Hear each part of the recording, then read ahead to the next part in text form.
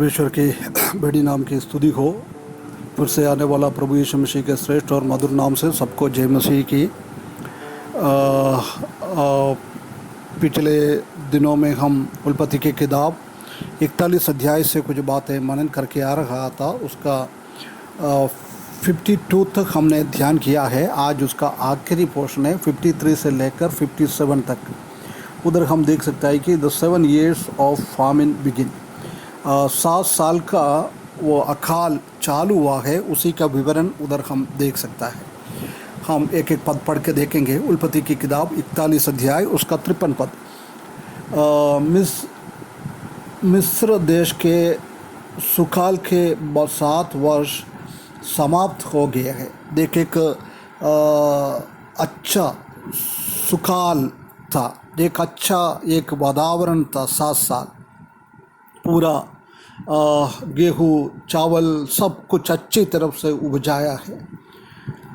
परंतु उसके 54 पद में हम देख सकते हैं कि और यूसुफ के कहने के अनुसार 7 वर्ष के लिए अकाल आरंभ हो गया। सब देश में अकाल पड़ने लग गया, परंतु सारे मिस्र देश में अन्न था। देख जोसेफ को अर्थ बताया, परमेश्वर ने फरो को दिखाया, उसी हिसाब से वो 7 साल के बाद बहुत अकाल की एक आरंभ हुआ है।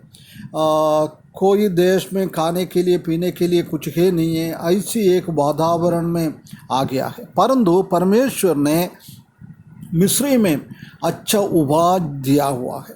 पूरा अन्न मिस्र देश में है, क्योंकि परमेश्वर ने इसी के द्वारा कुछ योजना पूरा करने के लिए मिस्रीम के राजा को ये दिखाया है। मिस्रीम के राजा ने उसमें से बचने के लिए कुछ काम किया है।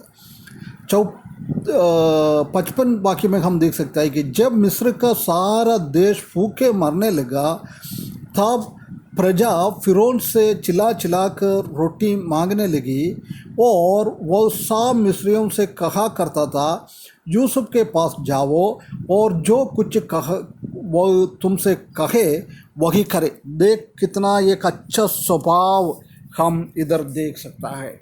ये 41 पद में और 44 पद में, दोनों पदों में जब वो स्वप्न का अर्थ विवरण किया है, जब यूसुफ के बारे में फरो ने बोला है, अभी मिस्री का पूरा अधिकार, कुर्सी छोड़कर, सिंहासन छोड़कर बाकी सब अधिकार मैंने जोसेफ को दिया है।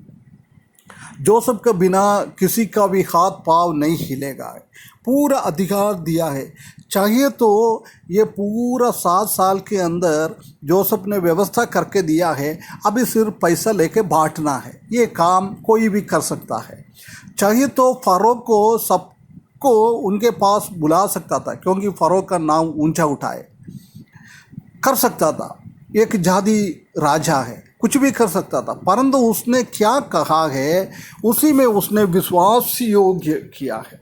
उसने करा वो चीज़ पूरा किया है। उसी को ऊंचा उठने का और ऊंचा उठने का टाइम था, परंतु उसने वो छोड़कर उसने बोला है वो ऐसी की ऐसी किया है। कितना एक सच्चाई फरौन में हम देख सकते हैं। प्रिय भाइयों बहनों, इससे हमको कुछ सीखना है।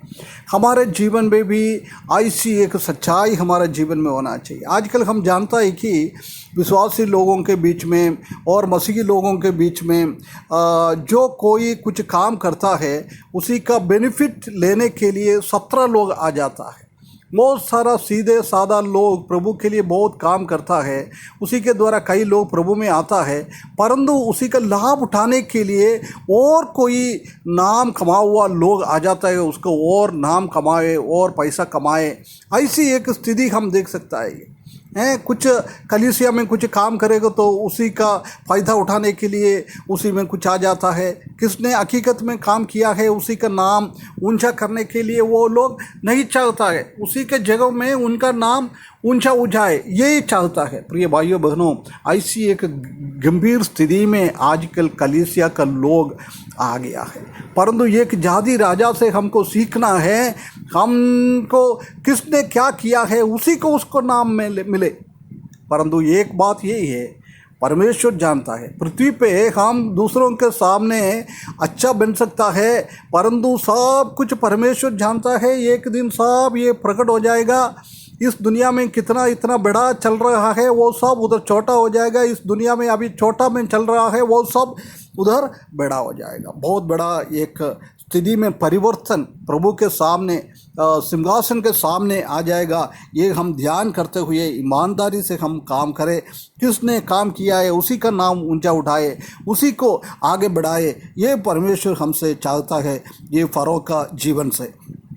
और 56 वर्ष में इसलिए अब जब अकाल सारी पृथ्वी पर फैला था और मिस्र देश में अकाल का रूप भयंकर हो गया, तब यूसुफ सब भंडारों को खोल के मिस्री के हाथ अन्न भेजने लगा। देख कितना अकाल आ गया, इतना अकाल आ गया है, परंतु परमेश्वर ने उसको बचाने के लिए बहुत प्लानिंग किया है। 27 पद में हम देख सकते हैं कि इसलिए 57 पद में हम देख सकते हैं कि इसलिए सारी पृथ्वी के लोग मिस्री में अन्न मोल लेने के लिए यूसुफ के पास आने लगा, क्योंकि सारी पृथ्वी पर भयंकर अकाल था। सारी पृथ्वी पे नहीं होगा, मिस्र, कनान और आसपास का देशों में बहुत अकाल हो गया है, इसलिए लोग उधर आने लग गया है। हम इधर देख सकते हैं कि परमेश्वर ने कितना एक अच्छा काम कर रहा है। लोगों को ये कठिन परिस्थिति में उसको बचाने के लिए परमेश्वर ने पहले से ये सब प्लानिंग करके रखा हुआ है।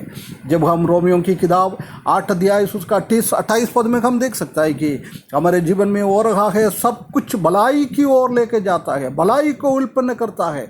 हम एक बात जानता है, जोसेफ के टाइम में ये लिखित में ये पेपर में नहीं मिला था, परंतु ये चीज़ उसका हृदय में था। परंतु आजकल हमारे पास ये सब लिखित में है, पेपर में है, परंतु हृदयों में नहीं है। परमेश्वर का वचन हमारे हृदयों में नहीं है। परमेश्वर का वचन नहीं था उसी टाइम जोसेफ का हृदय में ये सब चीज़ भरा हुआ था। प्रिय भाइयों बहनों, सिर्फ लिखित में बाइबल में नहीं, हमारे हृदय में ये बात परिवर्तन करने के लिए परमेश्वर हमको सहायता करे। वो फरो का एक स्वभाव हमने आज देखा है। ऐसी एक स्वभाव विश्वासी लोगों के बीच में होना चाहिए। परमेश्वर इस वचन के द्वारा सहायता करे, उसके बड़े नाम की महिमा हो।